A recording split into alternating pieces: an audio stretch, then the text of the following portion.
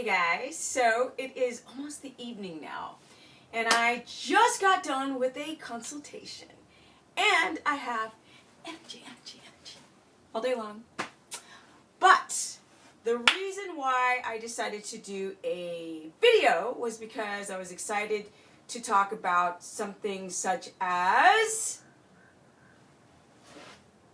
your glucometer numbers and what they mean and why. So here is the information scribbled quickly with glucometer numbers here. Glucose and ketones with a client subject.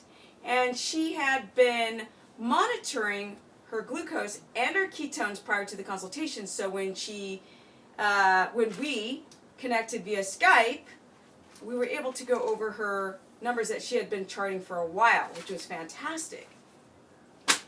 And that gave me the idea to talk a little bit more about what I've already spoken about, but I really need to grind it in. So basically, what the dealio is, she had, let's say, like one day she had, what was her numbers? Her numbers were 96, 0.8 ketones, which makes sense if you have a glucose of 96, which would be, I don't know, like 5.3, 5.2, no, 5.3 or 5.4. I got to check in milligrams per deciliter for the rest of the world, but for the US people it was 96. Her ketones were 0.8, pretty low. Now, a beginning ketogenic range would be 0.5 to start that you're actually producing ketones. But if your glucose is too high, that means your ketones are most likely going to be low. 3 days later, she had glucose of 68. Now, to a doctor, if you had a glucose of 68, they would say that you are hypoglycemic and you should be on the floor shaking and hungry and feeling awful. But she felt fantastic because her ketones were at a 2.3. And the sweet spot is a 2.0 ketones. And this is why a glucometer is so darn important. Luckily, through these videos that are redundant, I keep telling you guys, do not use urine strips or the breathalyzer.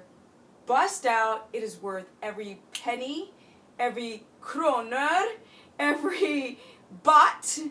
It's worth every little minuscule currency to be able to get it and use it for your health. So I'm going to talk more about these numbers and what they could potentially mean.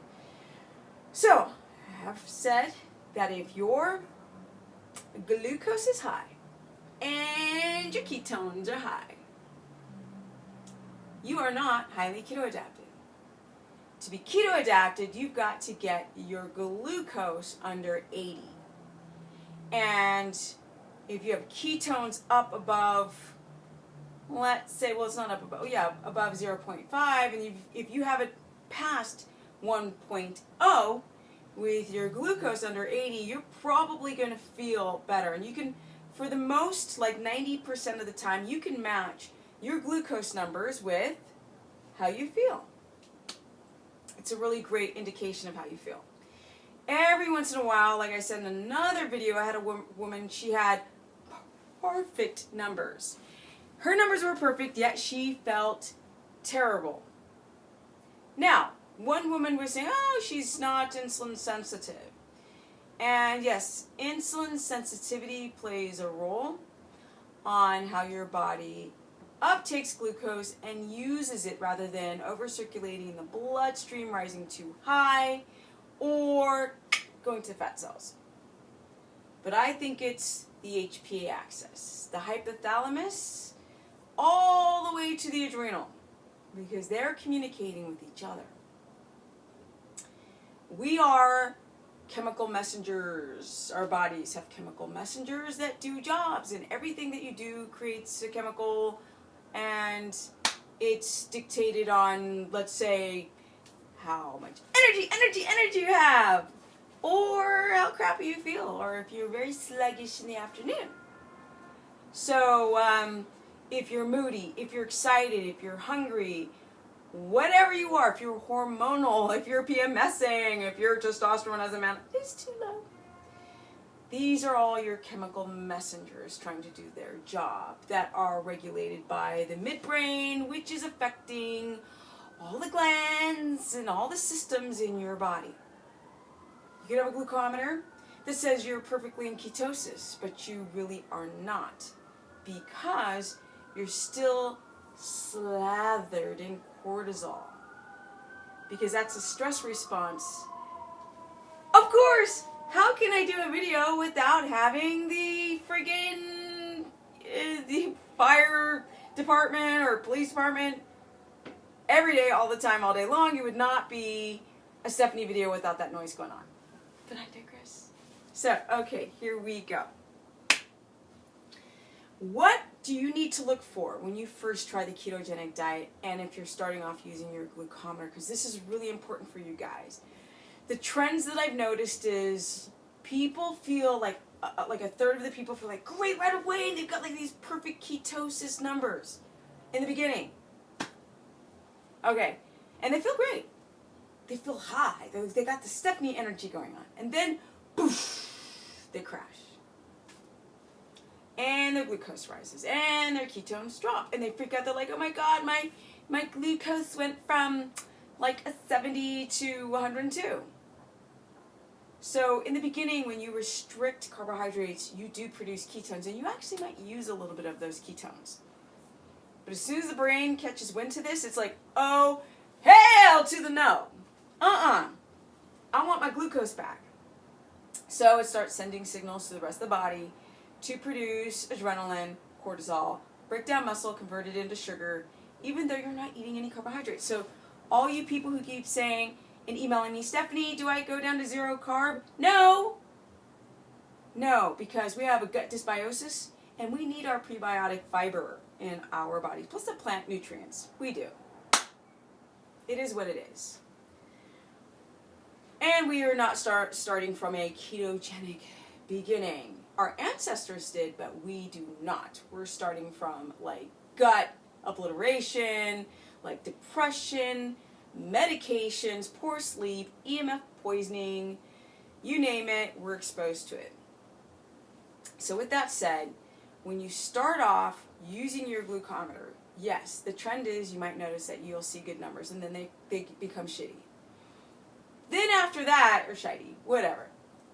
Then after that, you get, also some people will have kind of like weird numbers that bounce around. Like, you know, one day they'll be in the 60s glucose, and then the next day they'll be like 98, and then their ketones will rise, and then the ketones will fall.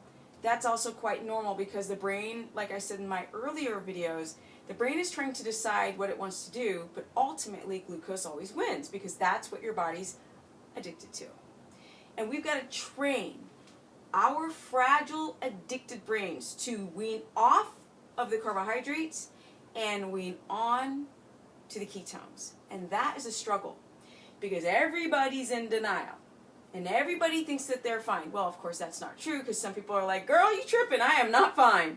But a lot of you guys, like when I have the consultations, sometimes you respond like you're in a classroom and you're being graded. I'm like, okay, I see that. Okay, you're still drinking green tea. Yeah, but I don't drink it that often. Oh, I still see you doing this. Oh, but no. All or nothing. In the very beginning, you have to strip things to the bare minimum, kind of like a GAPS diet, but a ketoized version of GAPS where you do a process of elimination, and then you'll know what's going wicky wacky wonky with your glucometer numbers. With that said, so we don't want it to be like this and like this and like this because you're freaking out.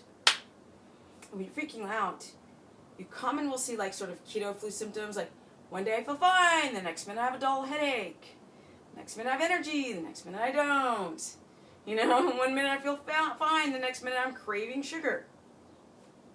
So this is what typically happens. In the first week, people's glucometer numbers, even though contrary to what I just said, they're kind of high because they were eating a SAD diet before. So they were sort of pseudo-insulin resistant, which means that you cut down your carbs, your body's like, F you, It goes through gluconeogenesis, its attempt to raise glucose back up, and then you'll see these high numbers, which don't make sense to you because you haven't been eating that many carbs, or vegetable carbs only, or cruciferous veggies. Okay. What I've realized is that the gut dysbiosis, these things do play a role, and a lot of you guys do have leaky gut, and it's going to affect your numbers. But there's a big chunk of you where it's not leaky gut, and your glucose is still high in the beginning, and you still have these symptoms of too high glucose, and feeling tired, and still feeling tired at like 2 o'clock in the afternoon, even though you might have been doing keto for a while. Now, with that said, what would the numbers be like? So, for people who are like semi-insulin resistant, you might have glucose over 100. You could be like 100 to 105. And once you get over 105, that's a clear sign that you are insulin pre-resistant, or you're insulin resistant. You're right there because of your diet. The biggest problem that I see with people when they freak out when they see their numbers over 100 is that you have to be patient and you have to train like you're training for the Olympics. I gotta use another analogy, but it's something where you would imagine like, you know, I want to go for gold, so I've got to do whatever it takes. It doesn't matter how many consultations I go through each day, I still see people, there's holes all over their journals, all over. Caffeine, or they're still staying up too late, or typically not enough fat. What would make your glucose not drop? Not eating enough fat. I often say that people are eating too much protein, but a lot of you guys are starting to watch the videos and you're hearing me say, you know, drop your protein under 100, and the numbers are really indicative of your fitness level, your age, your gender, your height. Those things matter on like where the sweet spots are for protein, and a lot of you have to do experimentation with your glucometer. So get one. Okay, you guys are asking now, what kind? And I'm like, okay, for people in the US, Precision Extra. You can get it on Amazon, boom. It is not the glucometer that's expensive, it is the ketone strips, not urine strips, ketone strips for your glucometer. Universal Drugstore sells a brand called Freestyle. Universal Drugstore is a Canadian website that only takes major credit cards, and I have nothing to do with any of these sites. It's just that this is what people tell me, and I am relaying the message. Because the ketone strips you get on Amazon are freaking too expensive, and if enough people do keto, hopefully they will lower the price of the mother suckers. Now, the glucose strips, y'all, you can get anywhere. You can get it at any drugstore, any place in the world. For people who are international, some countries like Germany, which is like, sucks to ship anything to. Every time I post something, people are like, I can't get the product. In Germany is like the big, ironic, right? Germany, I know. So they have their own glucometer and ketone strips, which today I heard that they are, I think it's like $1 for a box of 10. So 10 for 10, which is pretty cheap, but everything else they can't get. Like iHerb is a really great website where you can get a lot of the products that you might see on my Facebook. Like, hold on, a second. I don't know if they sell this, but they might. I mean, I got this at Air One, but I think they sell it at Whole Foods. This is coconut aminos. I'm going to wait and talk about this later in another video about spicing your food. All right, with that said, so from first day of ever trying keto till about the 10th day, you're going to feel like crap. And you're probably going to go through the keto flow. Muscle cramps, nausea, rash, what else? Low energy, depression, especially men. Men go through like super PMS when they try keto. It's very bizarre. Oh, the headache, the dull headache. I don't know how many times I tell people to drink salt water because their electrolytes have gone out of their urine. They're like, why do I have a headache? And what do I do about it? Now, get off the coffee. That'll help you speed up your keto adaptation.